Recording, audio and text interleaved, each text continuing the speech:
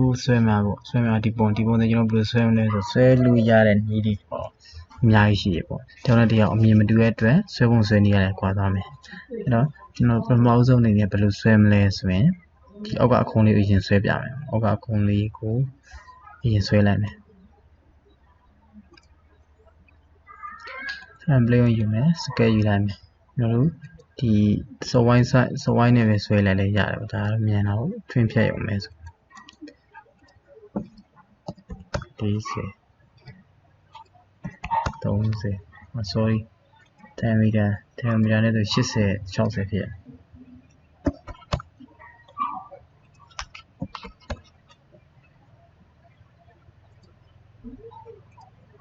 အဲကျွန်တော်တို့ဒီမှာ mid point ဆိုလေးအမှန်ကြီးရှင်းမယ်ဒီကောင်ကနေဆိုနှစ်ဖက်လုံးညီမျှထွက်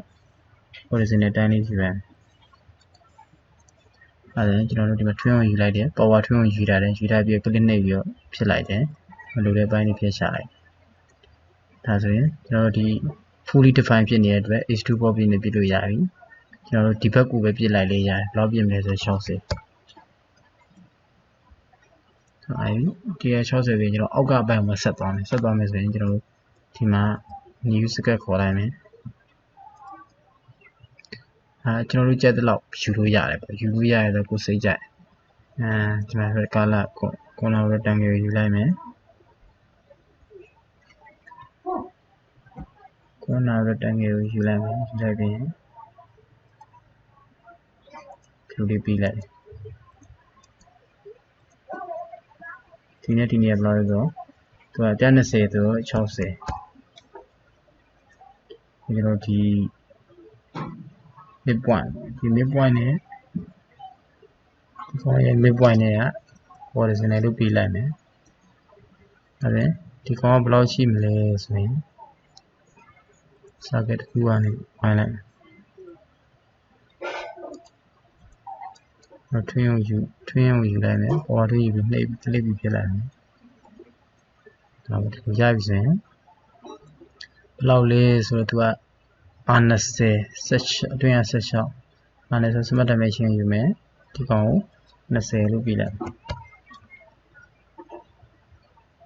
အဲ့ဒါကျွန်တော်တို့ဒီလိုရွက်တိုင်းဒီမှတ်ရဲ့ကျွန်တော် control z ကိုခဏပြန်ခေါ်ထားလိုက်အောင်ဒါဆိုရင်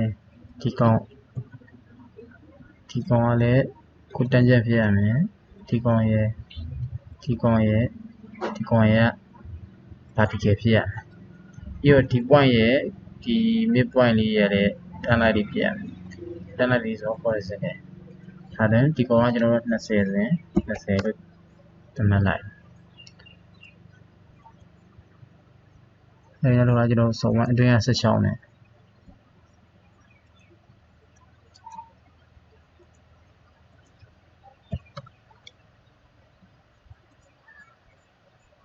16 under အဲ့ဒါကျွန်တော်ဒီကောင်ကအောင်မဖြစ်သေးဘူးပေါ့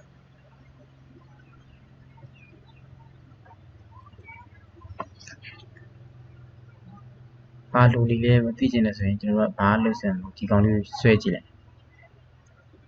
ကျွန်တော်ခုန120ကပြတ်သွားတယ်smart dimension ယူမယ်ဒီကောင်ရဲ့ဒီ center point လေးရဲ့60 okay အဲ့ဒါပိုးဖြစ်သွားပြီအဲ့ချိန်မှာကျွန်တော်တို့ကလေ extrude port ပြီးနဲ့10ပြစ်လိုက်မယ်ဘယ်ပြစ်မှလဲအောက်ကိုမဟုတ်အပေါ်ဆုံးများလေးပဲမှတ်တာနဲ့ဒီမှာ10ဆိုပြီးရက်လိုက်မယ်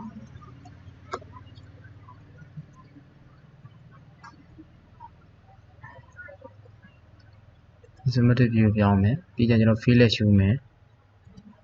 လောက်လဲဆိုတော့10ဒီဘက်လည်းရှုမယ်ဆိုဒီဘက်လည်းအဲ့ဒါ isometric ပြောင်းပြီးတော့ဒါကိုကျွန်တော်တို့ mirror ခေါက်မယ် mirror ခေါက်ရင်ဘယ် plane ကိုခေါက်မယ်ချက်ကြည့်လိုက် right plane အဲ့ plane ကိုခေါက်မယ်ဘယ်ကိုခေါက်ချင်လဲဒီတစ်ခုတည်းမဟုတ်ကျွန်တော်ဒီဘောဟာလေးကပဲဘောဟာ slam မှတ်တယ်မှန်ပြီးလိုက်တယ်ဒါဆိုရပြီဆိုရင်ကျွန်တော်တို့ဒီဘက်ရှမ်းမှာဒီဘက်ရှမ်းကနေပြီးတော့ဒီ cut ဆိုပြီးခေါ်လိုက်တယ်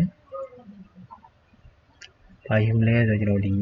လွယ်လို့ရှင်ဒီကနေတော့ဘာဒီကမြင်းတစ်ခုထောင်းလိုက်တယ်ဆိုတော့2ဝိုင်းလိုက်တယ် sorry ကြီးသွဲအဲ့ဒါ S1 ရဲ့ diameter ဘယ်လောက်ရှိလဲဒီမှာပြော radius နဲ့ပြတယ်25ရဲ့15ဒါ25ဆိုတဲ့50 15ဆိုတဲ့ sorry 15ဆိုတဲ့30ဒီကောင်ကဘယ်လောက်ကြည့်မလဲဆိုရင်တရားဒီကကျွန်တော်မှရှင်းပြီးတော့ဟိုတန်းကျန်ဆိုတဲ့ဒီမှန်ဆိုဒီလိုင်းဝယ်ပြင်ရွယ်တန်းကျန်ကလစ်ချမယ်ဒီပန်းကလစ်ဟုတ်ကဲ့လိုင်း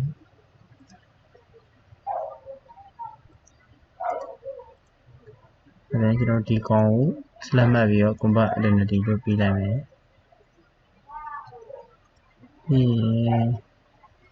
line တစ်ခုဆွဲလိုက်မယ်ဒါပေမဲ့ plane ကိုပေးလိုက်မယ်ဘာလို့ကျွန်တော်ဒီ center mark ကနေပြီးဒီဆွဲချင်တာ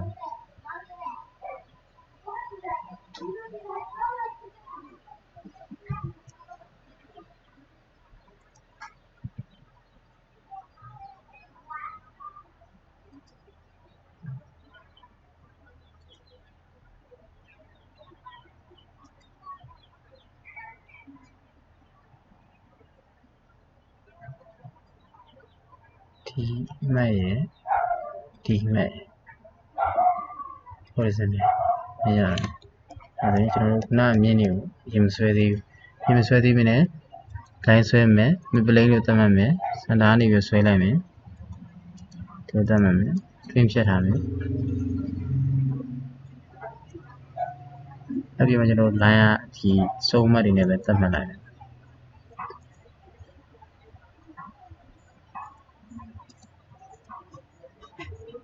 ဒီတော့လည်းဒီစုံမှတ်နဲ့ဒ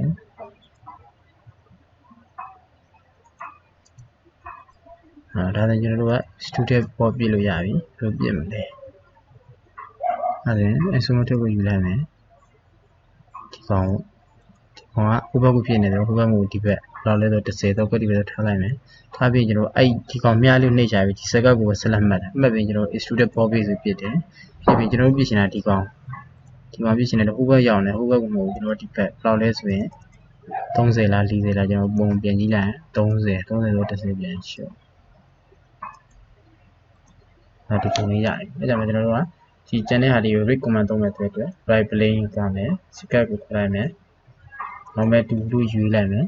ပြီးပြီးကျွန်တော်တို့ line ဒီစုံမနဲ့